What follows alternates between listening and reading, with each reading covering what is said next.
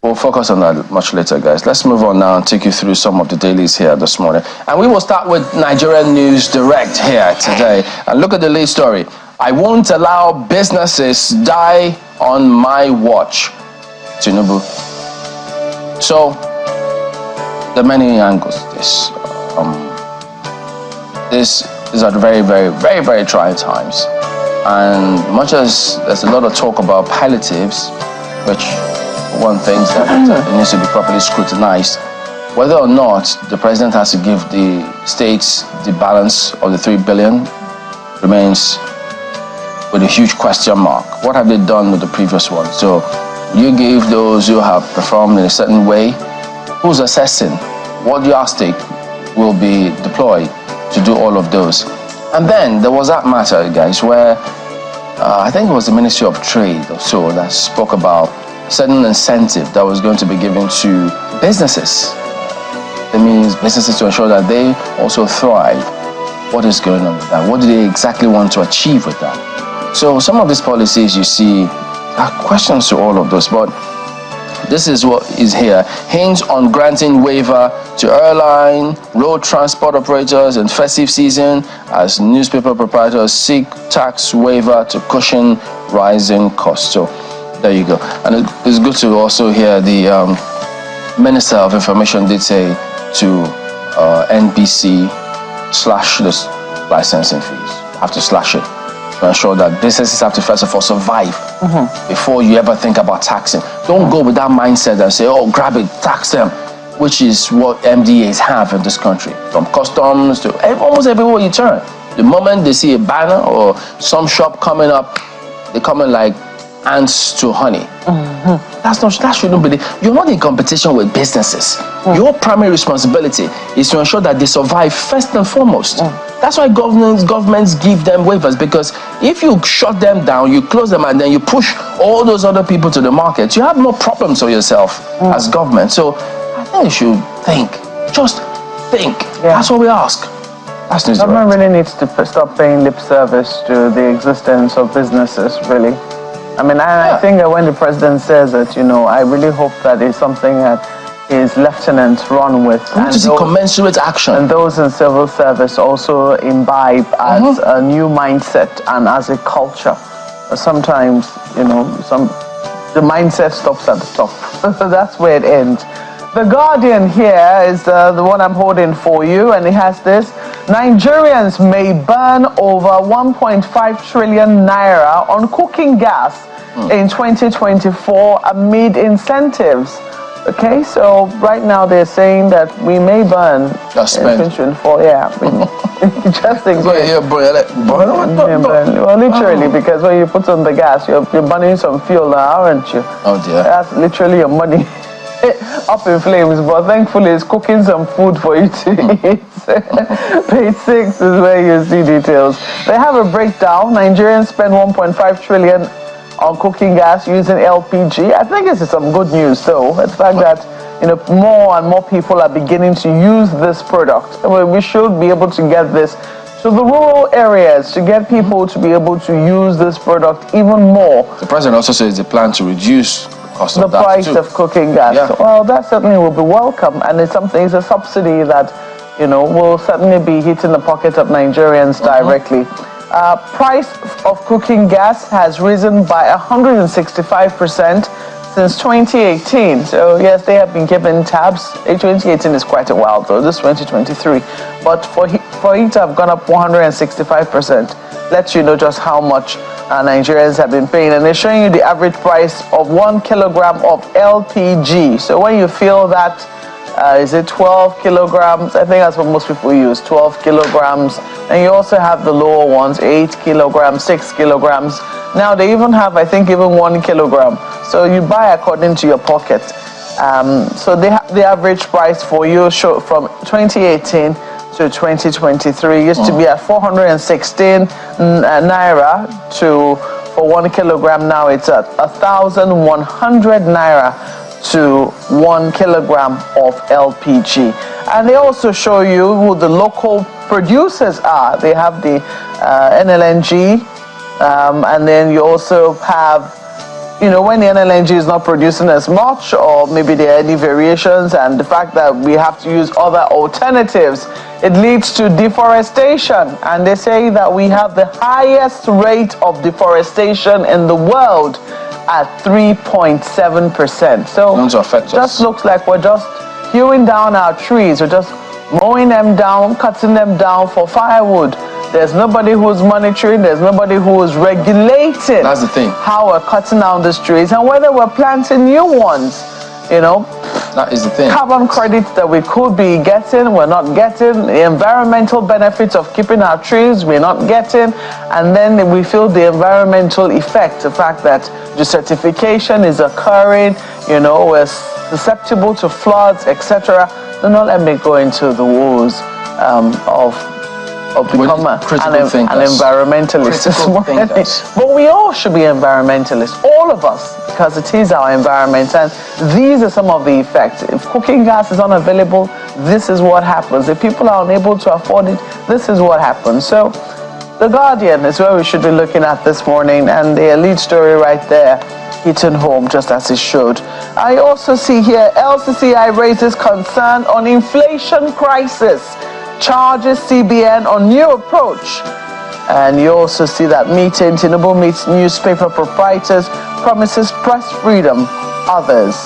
Promise press freedom. Press freedom is enshrined in the laws. So it is. It's not, I guess what he means is that we will not breach it. Or we will not, because it is enshrined in the law, but and if you break the law, you don't. Some people have been breaking the laws and not letting the press be free. Irrigation agriculture, experts recommend new land administration method. That's somewhere there. INEC plans reruns by elections for February 2024. It's a page 4 read. And Senate gives panels 48 hours to submit 2024 budget report. So that's also right there on the front page. Of course, they have a story on Port Harcourt for you, but I'll leave it there for the Guardian newspapers. And look next at Daily Independent, which focuses on something entirely different this morning, but just as important as it affects a huge portion of the generality of Nigerians. Sack of CEOs, directors in one fell swoop puts aviation at risk. Recall last week that the Minister of Aviation had sacked the directors of most of the agencies in that sector. But take a look at the riders. The Daily Independent is following up on it this morning. Stakeholders fear over success of ICAO safety corrective plans, and finger Nigeria Air project as reason for sector's mass purge. So my question is, were all of the directors complicit in the failed Nigeria Air project? Was there any investigation carried out? What about leaders in the ministry from the last administration? Were they quizzed in what has led to the mass sack of the directors? I wonder if the details would provide more insight into these questions that I'm asking this morning. But you find details on page 29 of Daily Independent. Hopefully that will be the case. Excuse me, because institutional memory plays a role in development. And I think that is the concern that the Daily Independent is raising here on the story, with this story. Institutional memory in that sector means if there are people who are just coming in, and it was the same concern the former president of the Senate raised when he was saying, look, more than 50% of us are not returning to the National Assembly. That could slow down the process of lawmaking and all those things, because those who have institutional memory are now far fewer than those who are just coming in. So maybe that is what I hope that has been factored in by the minister. Yeah, absolutely. But my own main concern is the fairness of the process. If leaders of the ministry in the past administration have questions to answer and they haven't answered them in this process, then they should be made to answer them, such that a handful do not suffer for the collective sins of everyone if there were sins committed. But we know that the Air Nigeria project failed, and questions must be asked. There are a few more stories on the front page of Daily Independent. Right under the big story, Adamawa Guba, appeal court upholds Fintiri's election And there was a fine also awarded, in favor of the governor. Now, I think the court asked that the other party pay the plaintiff a fine.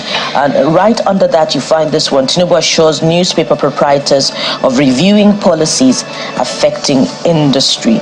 Besides the economy, the new technology is also affecting the newspaper industry. So there must be some deliberate policy making in that process to ensure that that arm of the mainstream media survives. And just a few more stories before we exit the front page of Daily Independent. This one will interest you. TRCN seeks power to prosecute unqualified teachers' institutions as 3,963 teachers fail professional qualifying exams. 3,963 teachers. So what were they teaching prior to this time? Let's leave it there for Daily Independent. Can you give what you don't have? Look at the Nigerian Observer this morning. Actually, there's a very interesting story on the front page of the Daily Trust, but for the exigency of time. The Nigerian Observer this morning has this: INEC announces rerun elections in 34 constituencies for early 2024. Something in someone's head is probably asking, which are these 34 constituencies? Do they include River State? Check the details on the front page of the paper this morning. And of course, right above the nameplate, COP28, Edo strengthens partnerships, recommits to sustainable environmental practices. That's also right there on the front page. It continues on page 6 of the paper. Subsidy removal. Over 2.3 million Edo residents benefit from Obasanjo's free bus scheme in 3 months. That's in Edo State. How about the 35 other states?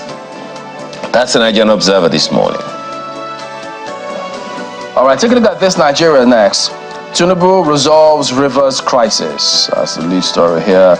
Fubara to recognize 27 defected lawmakers after meeting president. All impeachment proceedings against governor to be dropped. Lawmakers under Speaker Amewole will choose where to conduct legislative business. So you got to see all of that then. So Jakpa, search fund to repatriate Nigerian lecturers who absconded after sponsorship. Oh boy. Search fund to do what? Repatriate Nigerian lecturers who absconded. Why would you do that? A lack of integrity. How would they feel when they come back to the country as a result of this? They still be trusted? Would they say, no, just come back here? But I don't know.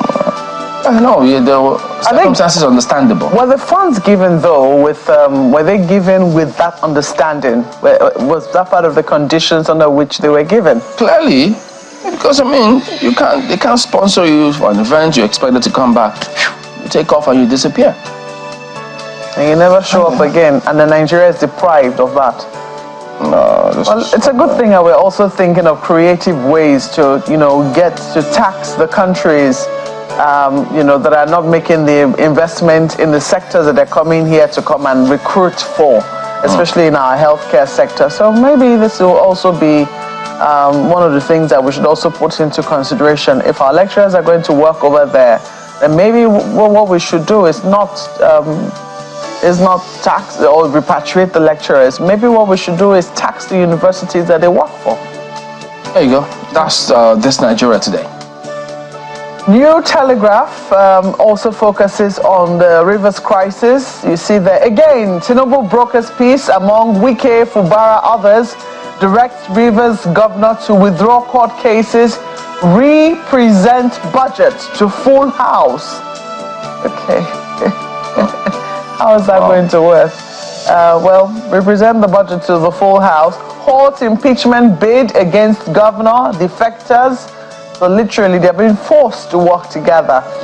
Look at this one now. Tinubu to review policies affecting paper industry. And Jakpa, why best brains leave Nigeria by a VC? You might want to know which VC is speaking. TRCN, 3,963 teachers fail qualifying exams. Cancels results of those engaged in malpractice. 6 fiat to prosecute erring institutions on qualified teachers. This is something we certainly can lend our weight to, because if teachers are supposed to be preparing the future generations, how can they prepare them when they themselves have cheated to get to where they are? Big question. And then you've also seen this earlier, INEC to conduct rerun polls in 34 constituencies in February. I know that Ayo likes me to look at the health story right there. I'm not trying to frighten anyone, but take a look at this. It says eating late dinner might raise stroke risk. That's according to scientists. Oh boy. Look, I know I also follow a number of people who will say, look, that has no effect. But I don't think it is right for you to go and eat and then go straight to bed. So if you do eat, sit up and, let the food digest properly. Maybe for an hour or two before you eventually go to bed. Let's leave it there for New Telegraph. Particularly when you're over 40 and your metabolism drops, so just have to be careful about what you eat and how you eat. We thought that life began at 40. Right after that story. We thought life began at 40. 40 is actually when you now begin to watch life. Come on, guys. Yeah. Are you saying you want to throw caution to the wind? No. And are you over 40, by the way? I'm just a sweet 16. Okay, I'll just stick to the fifth of that one, even though I know what the exact number is. Let's take a look next at the Vanguard newspaper this morning. And, of course, it trails on the Rivers crisis, which we hope has been resolved following this story. Wike Fubara sign accord as Tinubu brokers peace. Now, there are a host of riders here. How Tinubu, Odili, NSA, other stakeholders resolved face-off. Impeachment moves against Fubara dropped. All matters in court to be withdrawn. At least the courts can breathe now. I wonder how many civil matters are in our courts, and the ratio of civil matters to election-related matters and matters by politicians in our courts. Somebody was saying the other day on our station as well that, the lawyers should fish in other ponds. And which ponds? I quite agree. There must be other ponds for lawyers to fish in. Those other ponds, the fish are far away. Too many election matters. We can't count the number of times that INEC complains about frivolous matters brought to Nigerian courts by politicians. Well, let's move on. G27 leader Amewule recognized as speaker. Governor to represent 2024 budget to Assembly, remunerations, benefits of all lawmakers reinstated, and some more riders are right there for that big story. But I'll leave you to do the rest later on when you pick up a copy of the Vanguard this morning. But let's go above the nameplate. There's also one story that might interest you.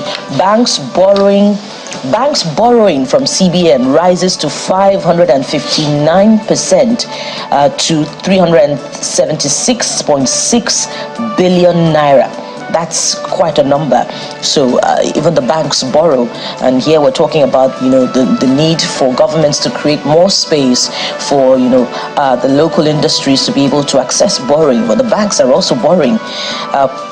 Lastly, from the front page of the Vanguard this morning, Tinubu promises to uphold media freedom, respect divergent views. There are a host of other stories right beside that one, but I'll leave you to do the review later on when you pick up a copy of the Vanguard. But there's also Mr. and Mrs. You do Mr. and Mrs. later on. It's a Monday morning. Ayo. No, watch. Today is Tuesday. Just say. It's Tuesday. Daily Trust newspaper has that interesting story that I mentioned, and it's not the first time we're seeing this story or hearing about it. The former president, Olusegun Obasanjo, had talked about this before. But look at the front page of Daily Trust newspaper. That's it right there on the front page. North's out-of-school children population time bomb. That's according to the federal government. Which federal government is saying this? The details you'll find on the inside pages. Look at the riders. 680,000 in Kaduna, over 500,000 in Gombe. Bauchi mobilizing resources for educational projects, according to the governor, Bala Mohammed. 3,963 teachers in public schools fail qualifying exam nationwide. Doesn't this remind you of the actions of Governor El Rufai and Governor Shiomale back in the day? Yeah.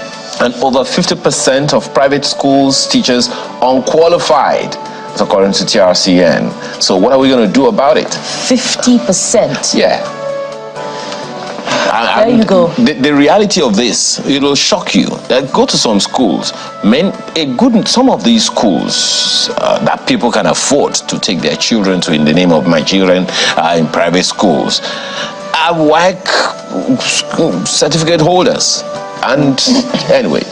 Most of them are, individuals who didn't get to study what they would rather study, and then they resort to teaching. Absolutely. Get the jobs that they would rather, do, and then they resort to teaching.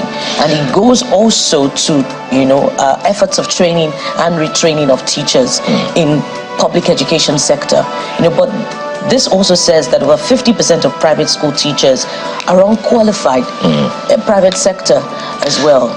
It's an emergency situation. What bothers me the most there is that the population of out-of-school children is a time bomb. In other words, it's a bomb waiting to explode. Please, what are we going to do about that? And this will be squarely on the table of the governor of each state. That's the Daily Trust newspaper this morning. Come on, put it on there. And Tribune this morning, and so you see the lead story on the front page here. How presidency brokered truce between Fubara, Wike, Shatima, Baja, Ribadu, Odili in attendance. And then you see the list of the agreement reached at the meeting right there for you. So you can check that out much later. That's Tribune today. And Business Day has this one: stock investors recap 11.6 trillion naira on Tinubu's reforms. Yeah, reforms is what I'll go with. And you see right there, somewhere inside the paper, I know that the stock market is not doing too badly. Yeah. You also have this wage award delay, withheld salaries, worry civil servants. I know. Okay, so the federal government had better be speaking up. Don't worry anybody. What's going on? What's going on? We'll leave it there for Business Day. Yeah, and ends a look at the dailies here this morning. We're back in just a moment. Stay on with us.